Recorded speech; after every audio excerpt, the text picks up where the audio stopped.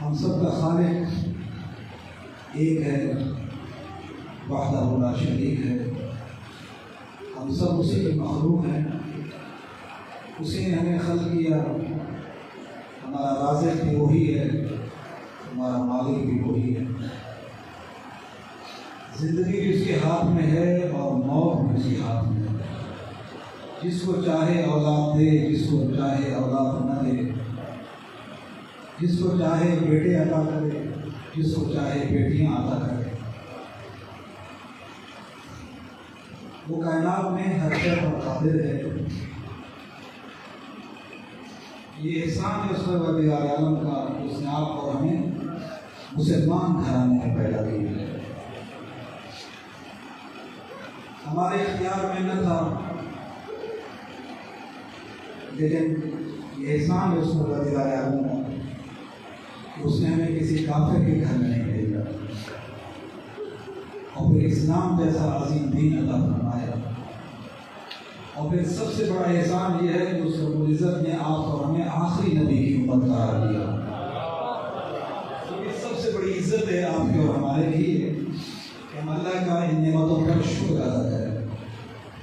جہاں آخری نبی کی امت قرار دیا، اور پھر اس میں سب سے عظیم نعمت یہ ہے کہ اس نے آپ کے اور ہمارے دلوں میں مولا علی کی ولایت کو اتار دیا۔ اسی ولایت میں ایجاد ہے، ولایت امیر المومنین پر بخشش ہے، تمام اعمال کی قبولیت ولایت اہل بیت پر ہے۔ اور جب بھی اپنے دل میں ہم یہ ولایت کی ٹھنڈک محسوس کریں تو اللہ کا شکر ادا کریں۔ تو عزیزان گرامی، ہم بحیثیت کے مسلمان خوش نصیب تو ہیں، لیکن ہمیں یہ سوچنا ہوگا کہ ہم جب مسلمان ہیں تو ہم اسلام کے قوانین کے پابند بھی ہیں، ہم پابند ہیں اسلام کے قوانین کے۔ سب سے اہم چیز جو ہے وہ یہ دیکھنا ہے کہ کیا اللہ نے ہمیں عابد بنایا ہے یا آزاد بنا کے بھیجا ہے۔ یہ سب سے اہم چیز ہے۔ ہر بندہ یہ سوچے کہ میں اس دنیا میں آزاد بنا کے بھیجا گیا ہوں یا غلام بنا کے بھیجا گیا ہوں۔ وہ آزادی نہیں کہ جو آج کل دنیا میں جو مغرب نے نعرہ دیا آزادی کا، کہ انسان کی شرم و حیا اتار دی گئی، عورتوں کا پردہ اتار لیا گیا، انسانیت کو ننگا کر کے دنیا میں دکھانا اور کہنا یہ آزادی ہے، یہ حقیقی آزادی نہیں ہے۔ آزادی یہ ہے کہ انسان صرف اپنے رب کا غلام بنے، غیر خدا کا غلام نہ بنے۔ یہ اصل آزادی ہے۔ اصل آزادی یہ ہے۔ یہ آزادی نہیں ہے کہ انسان جو چاہے کرے، جس کی عزت لوٹ لے، جس پہ ظلم کرے، جس کا مال کھا جائے، طاقتور کمزور کے اوپر غالب آ جائے، جب چاہے اس کو تکلیفیں دے۔ کیوں؟ میں تو طاقتور ہوں، میں تو آزاد ہوں۔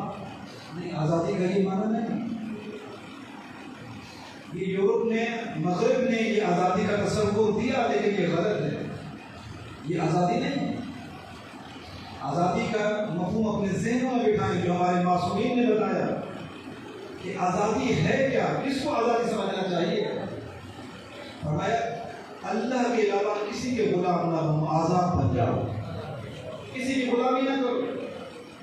اور اسی لیے امیر المومنین علی بن ابی طالب علیہ السلام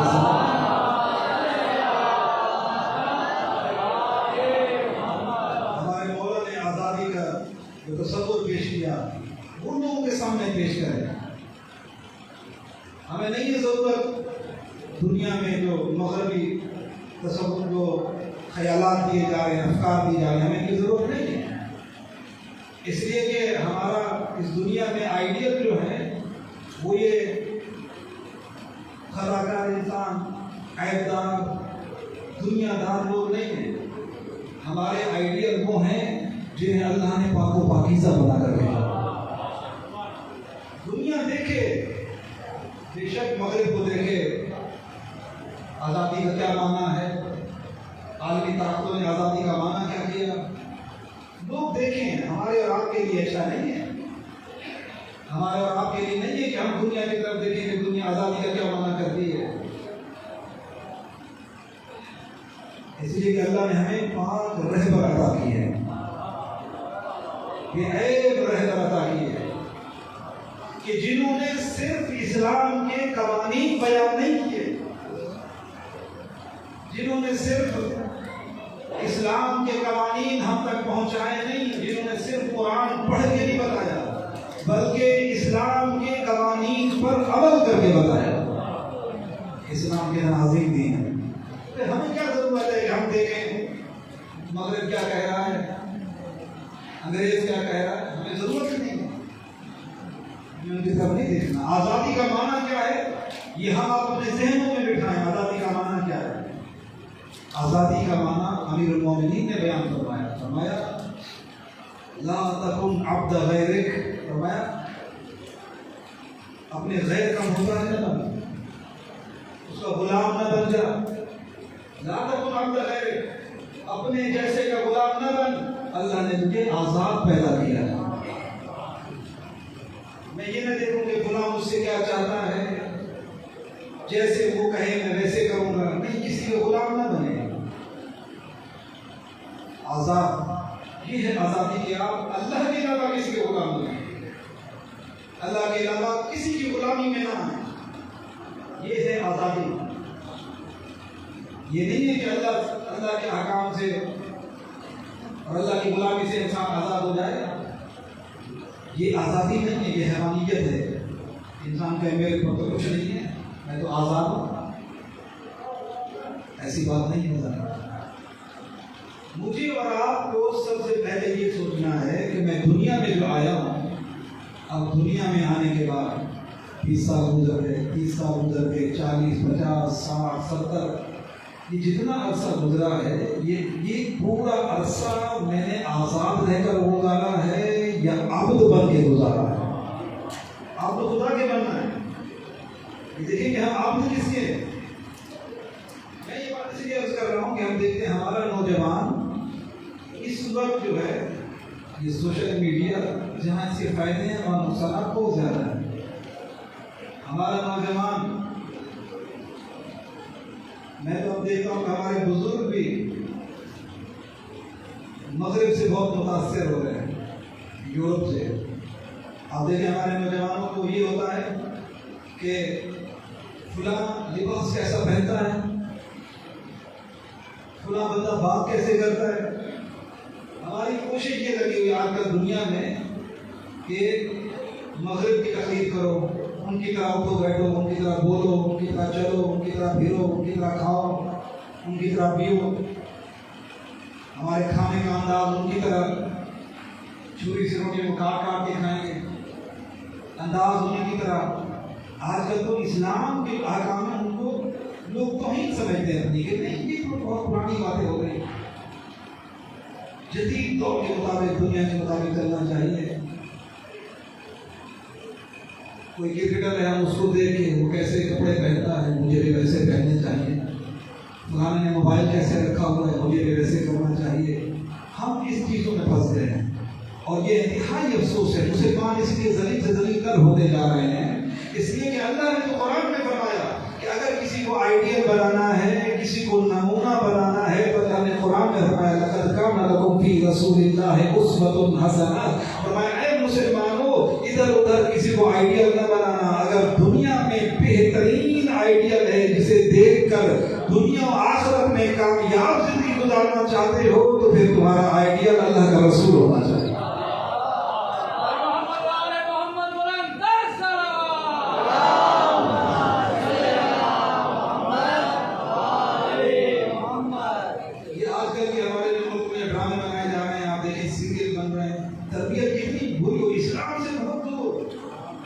اسلام سے بہت دور تربیت ہو رہی ہے۔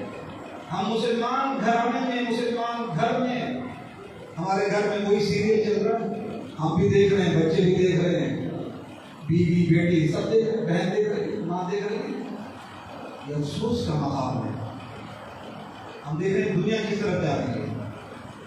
ہم کیوں دیکھ رہے ہیں فلاں کیسے کھاتا ہے، نئی نئی غذائیں، نئے نئے طریقے کے آ رہے ہیں کھانے، ہم بھی کوشش کرتے ہیں ہم بھی ویسے زندگی گزاریں جس طرح دنیا والے زندگی گزاریں۔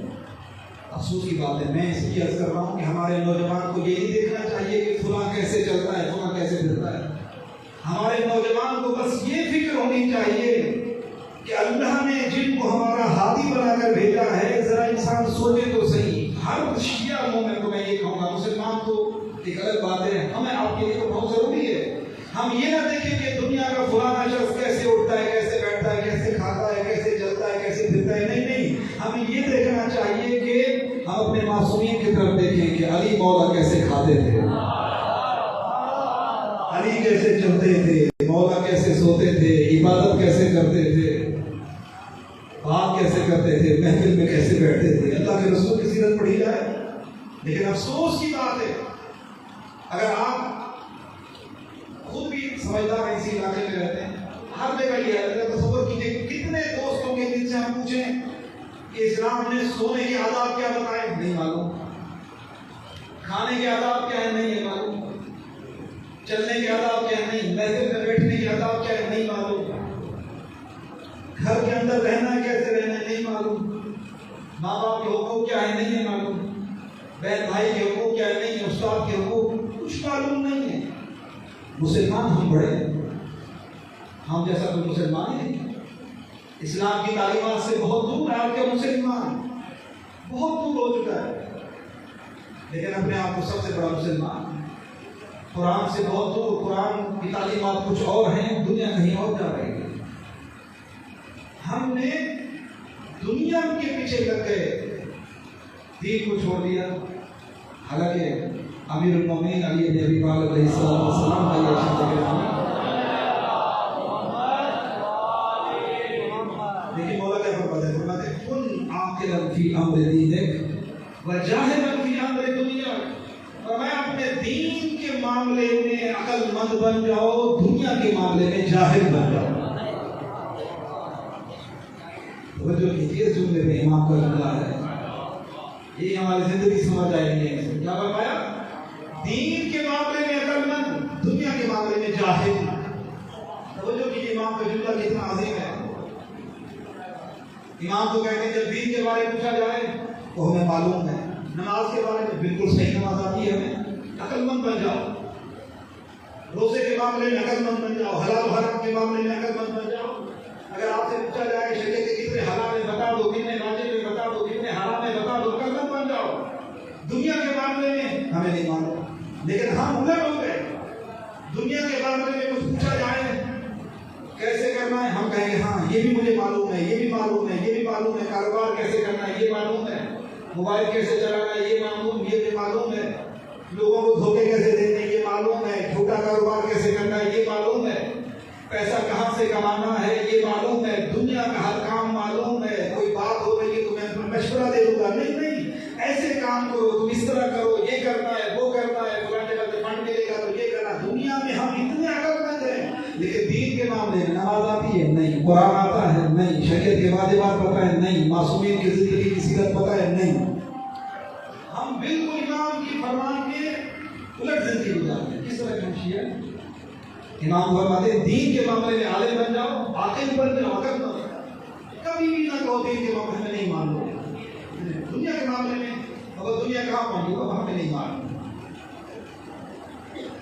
دنیا یہ کر رہی ہے ہمیں نہیں مان، دنیا کے معاملے میں انسان جاہل بن جائے، جیسے مجھے پتہ ہی نہیں دنیا کے بارے میں۔ دین کے معاملے میں عقل مند، سمجھدار، کہیں کسی سے دھوکہ نہ کھائے، کہیں گناہ نہ کر بیٹھے، کہیں برائی نہ کر بیٹھے، دین کے معاملے میں عقل مند بن جائے۔ لیکن آپ ذرا سوچیے ہمارا معاشرہ، خود دیکھیے ہم الٹ چل رہے ہیں، دنیا کے معاملے میں ہم جیسا عقل مند بھی ہے ہی نہیں۔ جو بھی دنیا میں کوئی چیز ہے فائدے کے ہمیں معلوم ہے، لیکن دین جو فائدے کا ہے وہ معلوم نہیں ہے۔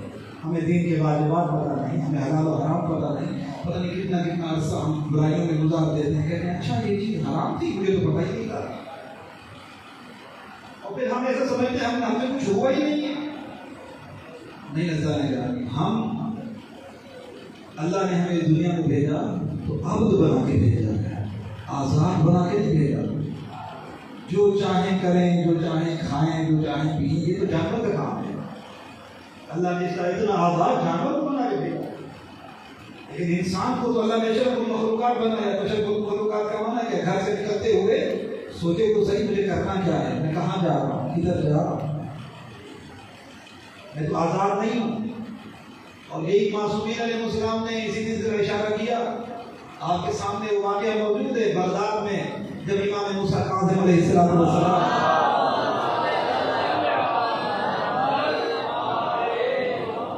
یہ باتیں ہمارے درس سے تمہیدی طور پر میں کر رہا ہوں. درس تو آپ کے پاس موجود ہے, جتنا پڑھ لیں گے تو باقی تو آپ کے پاس موجود ہے. اور یہ باتیں بہت اہم ہیں, بہت ضرور کہ ان کو ذہنوں میں بٹھائیں, اپنے ذہنوں میں ہمارا سوچیں ذرا. اور یہ اللہ کا شکر ہے کہ خدا تعالیٰ نے ہمیں اور آپ کو یہ موقع دیا ہے کہ ہم اس طرح کے درسوں میں بیٹھ جاتے ہیں. یہ خدا کی نعمت ہے اس طرح کے درس. عزاداری تو ہمارے پاس ہے ہی, اس سے کوئی نعمت ہی نہیں ہے. لیکن پھر یہ بہت سی چیزیں ہم مجلس میں نہیں کہہ سکتے, بہت سی چیزیں مجلس میں نہیں بیان کی جاتی. وہاں غیر بھی بیٹھے ہوتے ہیں, وہاں آواز دور دور تک جا رہی ہوتی ہے. اور پھر تربیت کا قانون بھی یہی ہے کہ تربیت چھپ کے کی جائے, گھر کے اندر کی جائے, سب کے سامنے نہ کی جائے. یہ نہیں ممبر بیٹھ کے جہاں باہر غیر سن رہے ہو روڈوں پہ اور پھر شروع ہو جائیں تم نماز نہیں پڑھتے ہو, تم شیعہ وہ ہو, تم اپنا ہی خطیب شروع ہو جائے اپنی امام کو. یہ طریقہ یہ اصول اچھا نہیں ہے. ہاں اس کے لیے ہمیں اسی طرح کے الگ الگ چھوٹے درس کریں. اس کے لیے ہماری مسجد ہے, ہماری نماز جمعہ ہے, الگ الگ درس رکھنے چاہیے اپنی قوم کی تربیت کے لیے. ضرورت ہے اس سے. سب دوست یہ کام کر رہے ہیں, سب تنظیمیں کر رہے ہیں, اور یہ بہترین کام اراکین نے کام کیا. اللہ تعالیٰ کی توفیقات خیر میں اضافہ فرمائے. اراکین نے نظر انسان گروپ حضرت فاؤنڈیشن ماشاء اللہ یہ کافی پروگرام ہو گئے. اب یہ رسالہ حقوق کا پروگرام اتنا بہترین پروگرام ہے. ہم نے پہلے روڑی میں رکھا, اس کے بعد ابھی 10 دن پہلے ہم میر کو بٹور میں سجاوا کی تحصیل ہے وہاں ہم رکھ کے آئے. ابھی 10 دن پہلے پروگرام ختم ہو رہا ہے. ابھی الحمدللہ آخر میں بیٹھے ہیں. یہاں سے ختم ہوگا رجب کے پہلے ہفتے میں انشاءاللہ پنجاب میں یہ پروگرام رکھنے جا رہے ہیں. اس وقت ضرورت ہے کہ ہم حقوق کی گفتگو کریں. حقوق پہ گفتگو ہونی چاہیے. لوگ ایک دوسرے کے حقوق کو نہیں جانتے. 10 دسمبر آ رہے ہیں, عالمی دن رکھا گیا ہے انسانی حقوق کا, حقوق انسانی کا. 10 دسمبر کا دن حقوق انسانی کا ایک دن ہے جو بڑی طاقتوں میں انہوں نے رکھا. یورپ کا نعرہ ہے یہ, مغرب کا, جو کہ کھوکھلا نعرہ ہے, بالکل غلط ہے. اسلامی حقوق انسانی حقوق کے بارے میں تو جان چاہیے نہیں, نام کا نعرہ ہے. میں اس طرح معلوم ہے کہ پہلے آپ خدمت کرتے ہیں کہ درست کی ضرورت ہے بہت. اللہ تعالیٰ نے آپ ہم سب کو یہ توفیق دی ہے کہ ہم بیٹھے ہیں اپنے معصومین یہ اپنی شعوری تربیت کرنا چاہتے تھے معصومین علیہ السلام. تو میں کہہ رہا تھا کہ ہم اتنے بالکل آزاد نہیں ہیں کہ جو کرتے تھے. بغداد کا شہر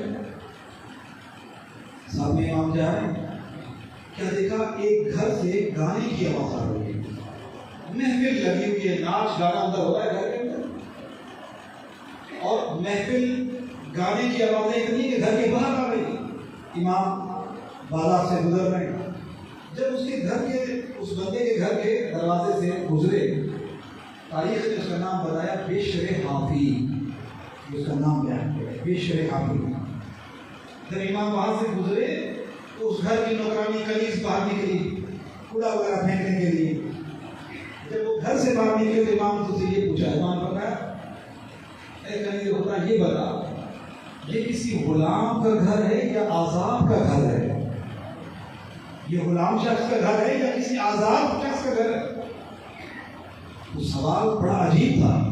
جواب کیا دیتی, حیران ہو کر امام کو دیکھ کر کہتی ہے آپ نے گھر نہیں دیکھا, کتنا عالیشان گھر بنا ہوا ہے اور اپنی مرضی کے کام ہو رہے ہیں. تو غلام تو نہیں ہے, آزاد ہے. یہ تو آزاد کا گھر ہے. جب امام نے جملہ سنا فرمایا ہاں تو نے سچ کہا ہے, یہ آزاد کا گھر ہے. اگر کسی کا غلام ہوتا تو ایسے نہ کر رہا ہوتا. غلام ایسی حرکتیں نہیں کرتے, یہ آزاد ہے اس لیے ایسی حرکتیں کر رہا ہے. امام کہنے چلے گئے, یہ گھر میں داخل ہوئی, بشر کو جا کر کہتی ہے, اس نے کہا اتنی دیر کیوں لگا دی؟ کہا باہر ایک شخص گزر رہا تھا, اس نے یہ سوال کیا تو میں نے کہا یہ آزاد کا گھر ہے. تڑپ گیا. دیکھیں جب اللہ کسی کی ہدایت کرنا چاہتا ہے تڑپ گیا. کہتے کون ہے وہ شخص جنہوں نے یہ جملہ کہا کہ یہ آزاد کا گھر ہے, غلام ہوتا تو کبھی ایسا نہ کرتا.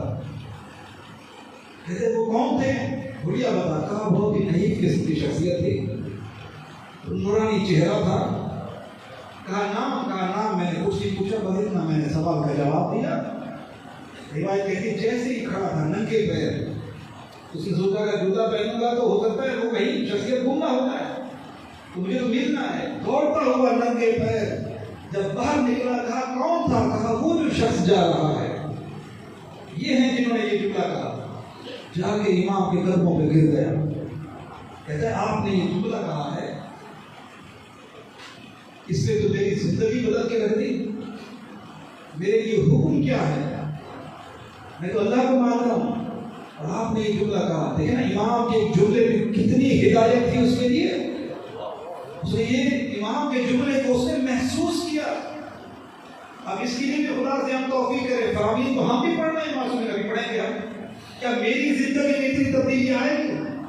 یہ لمحہ فکریہ یہ واقعہ میرے اور آپ کے لیے، اس نے ایک جملہ امام کے جملے کو اتنا محسوس کیا کہ امیر ترین شخص کا بردار تھا، لیکن جملہ سنا کہ انہوں نے مجھے آزاد کہہ دیا، یعنی میں تو اس کا مطلب اللہ کا عبد بھی نہ رہا۔ اس نے فوراً محسوس کیا، امام کے قدموں پہ گر گیا، کہا مجھے توبہ کا موقع چاہیے، میں اپنے گناہوں سے توبہ کرنا چاہتا ہوں، میں تو اللہ کو مانتا ہوں، میں آزاد نہیں ہوں۔ جب امام علیہ السلام نے اس کے لیے دعا کی تو روایت میں پھر اس کی بہت کمی روایت ہے، اس کی زندگی بدل گئی۔ اس نے سب گانے یہ نعت گانے سب ختم کر دیا اور ایک عظیم ترین انسان بنا۔ تو امام نے جملہ کیا فرمایا، جو آزاد ہوتا ہے پھر وہ جو چاہے کرے، پھر تو کیا مبدل، لیکن اگر عبد ہے تو پھر آزاد نہیں ہے تو پھر ویسے کرے جیسے مولا چاہتا ہے۔ تو میں اور آپ یہ سوچیں کہ ہماری 30 سال کی عمر، 20 سال کی، 40 سال کی، 50 سال یہیں بیٹھ کے فیصلہ کریں کہ میں آزاد ہوں یا خدا کا عبد ہوں۔ آزاد ہوں تو پھر یہاں سے نکلو، جو مرضی آئے، جس کا حق کھاؤں، جس پہ ظلم کروں، جس کی توہین کروں، مجھ سے پوچھنے والا کوئی نہیں، میں تو آزاد ہوں۔ لیکن میں نہیں سمجھتا کہ کلمہ پڑھنے والا اپنے آپ کو آزاد سمجھے، نہیں، ہم تو عبد ہیں، ہم تو غلام ہیں۔ ہر شخص یہ کہتا ہے میں تو غلام ہوں، میں آزاد نہیں ہوں۔ تو ذرا سوچئے، جب میں غلام ہوں، عبد ہوں، تو عبودیت کا تقاضا کیا ہے؟ یہ جو عبودیت ہے، آپ ذرا دیکھیے قرآن میں ارشاد کیا ہوا، وَمَا خَلَقْتُ الْجِنَّ وَالْإِنسَ إِلَّا لِيَعْبُدُونِ، کہ انسانوں اور جنوں کو عبادت کی، یہ بندگی کے لیے خلق کیا گیا۔ تو معلوم ہوا یہ بندگی، یہ عبودیت، یہ ہماری خلقت کا مقصد ہے۔ ہم آزاد نہیں ہیں، ہم پابند ہیں، ہم جو کریں یہ نہیں نظر۔ جب پوچھا گیا تھا حضرت امام جعفر صادق علیہ السلام،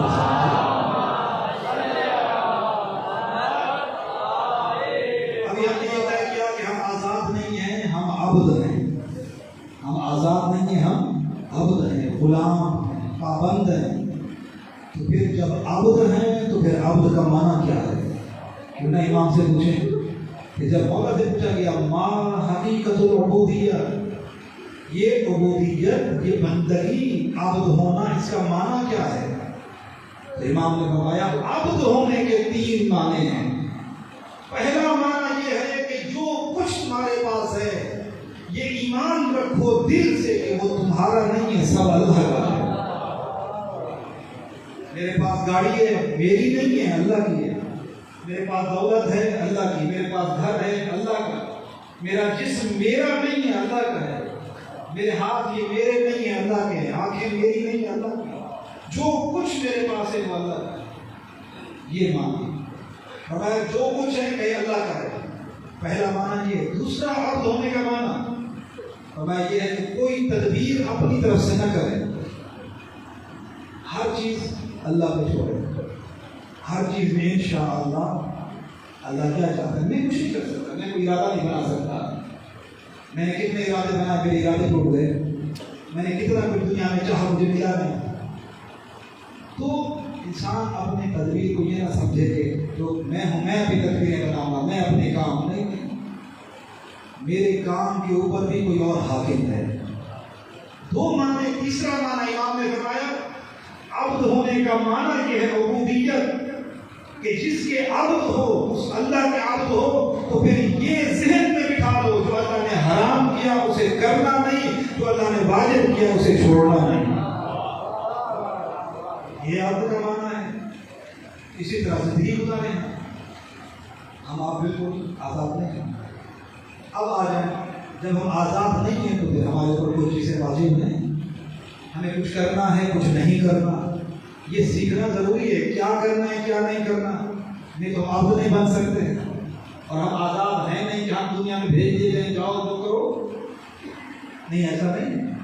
اسلام ایک بلندی ہے، اسلام میں سب کچھ بیان کر دیا ہے، اب اس کے حقوق ہے، کیا کرنا ہے ہمارے اوپر، کیا کیا واجب ہے، یہ سیکھنا ضروری ہے سمجھ۔ اب اگر میں دنیا میں زندگی گزارنا چاہتا ہوں تو کچھ چیزیں میرے اوپر اللہ نے واجب کی ہیں، کچھ میری اپنی ذات کے لیے ہے، کچھ معاشرے میں رہنے کے لیے دوسرے کے حقوق میرے اوپر ہے، یہ جانیں۔ اب آ جائیے، دنیا نے جو نعرہ لگایا ہے حقوق کا، عالمی انسانی حقوق کا دن 10 دسمبر کو، یہ نام کے حقوق ہے۔ آپ دیکھیے، اگر مغرب کا یہ نعرہ سچا ہوتا، انسانی حقوق کا جو نعرہ لگائے تو کھوکھلا نعرہ ہے، کوئی حقیقت نہیں۔ اگر یہ نعرہ حقیقت ہوتا تو پھر آج فلسطین پہ جو ظلم ہو رہا ہے یہ نہیں ہونا چاہیے، بے گناہ مارے جا رہے ہیں، نہیں ہونا چاہیے۔ یہ نام کا ایک عالمی دن بنا دیا گیا انسانی حقوق کا، لیکن مغرب کے پاس کوئی انسانی حقوق کے لیے کوئی چیز نہیں ہے۔ یہ اسلام نے حقوق انسانی بتائے ہیں، اسلام ایسا دین ہے کہ اسلام کے علاوہ کوئی دین نہیں بتا سکا کہ انسانیت کے حقوق کیا ہیں۔ آپ دیکھیے فلسطین میں کیا ظلم ہو رہا ہے، لیکن اسلام نے جنگ کے قانون بتائے، اسلامی تو ہے جس نے انسانیت کے قانون بتائے۔ اسلام نے بتایا کہ جنگ اگر ہو جائے تو بوڑھوں کے حقوق ہے، کوئی ظلم نہ کرنا، ان کو تکلیف نہ دینا، بچوں کو تکلیف نہ دینا، عورتوں کو تکلیف نہ دینا، لوگوں کی عمارتوں کو نہ گرانا۔ جنگ کے دوران اسلام کہہ رہا ہے جہاں جنگ ہو، اسلام نے کہا کہ جنگ کرنے جا رہے ہو مسلمانوں، اگر تم جنگ کرنے جا رہے ہو کسی کی فصلیں نہ اجاڑنا۔ آج آپ دیکھ رہے ہیں جو مغرب انسانی حقوق کا علمدار بنا ہوا ہے، آپ جا کر دیکھیے جنگ کس سے ہے، لوگوں کے گھر گرا کیے جائے، ایک کو مارنا ہے تو اس کے لیے 1000 مارتا ہے۔ آپ دیکھیے کہ یہی انسانی حقوق ہے، یہ نام کے حقوق بیان کیے جا رہے ہیں۔ آج ظلم ہو رہا ہے پوری دنیا میں، تو لہذا اگر ہمیں انسانی حقوق سیکھنے ہیں، انسانیت کے بارے میں جاننا کہ انسان کے حقیقی قانون، انسان کی حقیقی دستور اور اس کے لیے جو حقوق ہیں وہ کس دین نے بیان کیے، وہ دین اسلام نے بیان کیے۔ بس جہاں انسان کی عزت محفوظ ہے، جہاں انسان کی جان محفوظ ہے، جہاں مال محفوظ ہے، وہ صرف اسلام ہے جس نے تمام قانون بیان کیے۔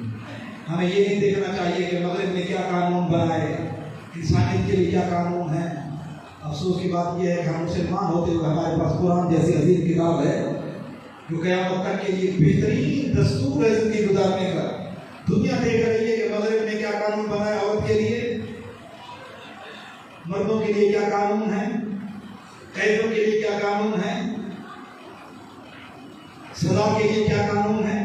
تو یہ مسلمان کی یہ ذلت ہے بہت بڑی کہ قرآن جیسے کتاب کو چھوڑ کر مغرب کے بنائے ہوئے قانونوں پہ عمل کریں۔ اسی لیے عزیزان گرامی، ہاں آپ پہ ضروری ہے، دنیا جدھر جا رہی ہے ہمیں نہیں پرواہ، ہمیں اور آپ کو اپنے معصومیت کی طرف دیکھنا ہے۔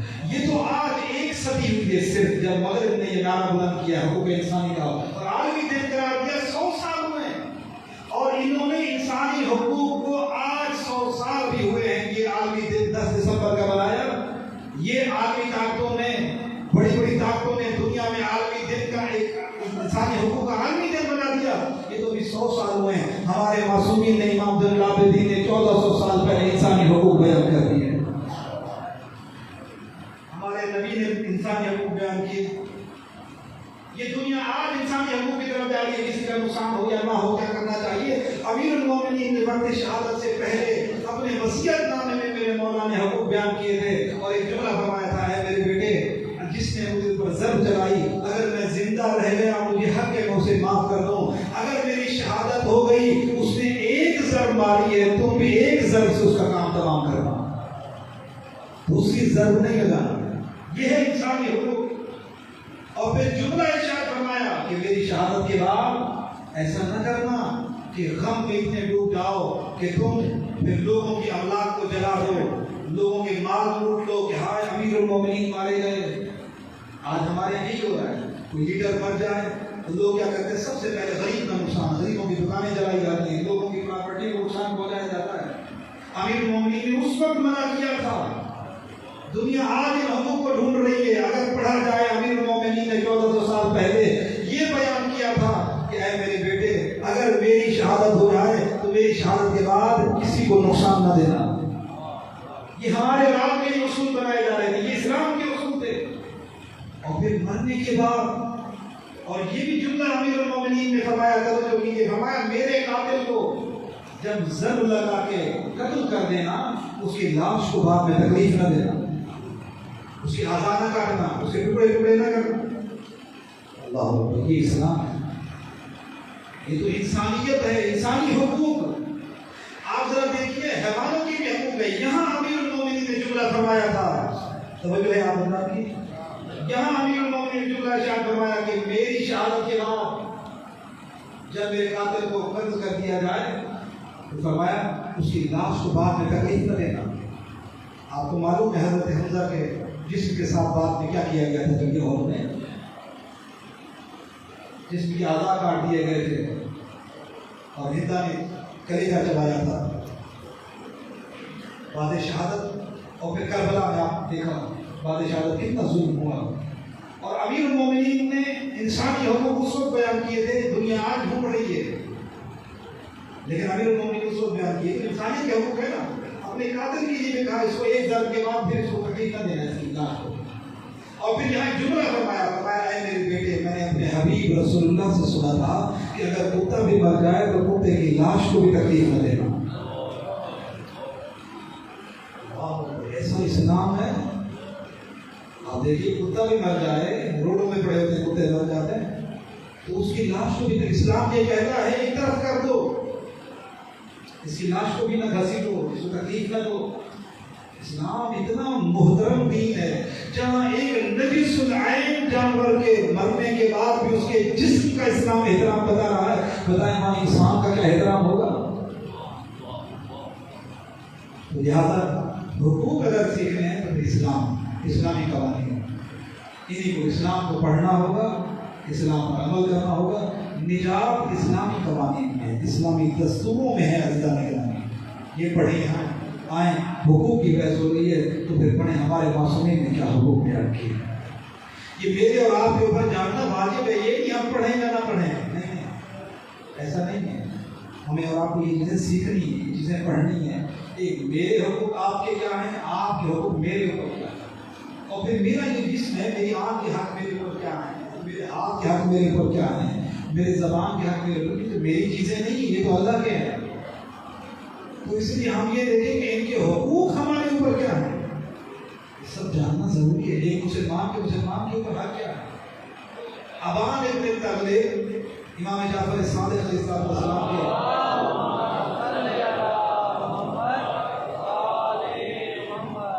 چھٹے امام کے شاگرد ہیں، صحابی ہیں، طواف کر رہے تھے امام کے ساتھ۔ وہ جو کیجیے گا طواف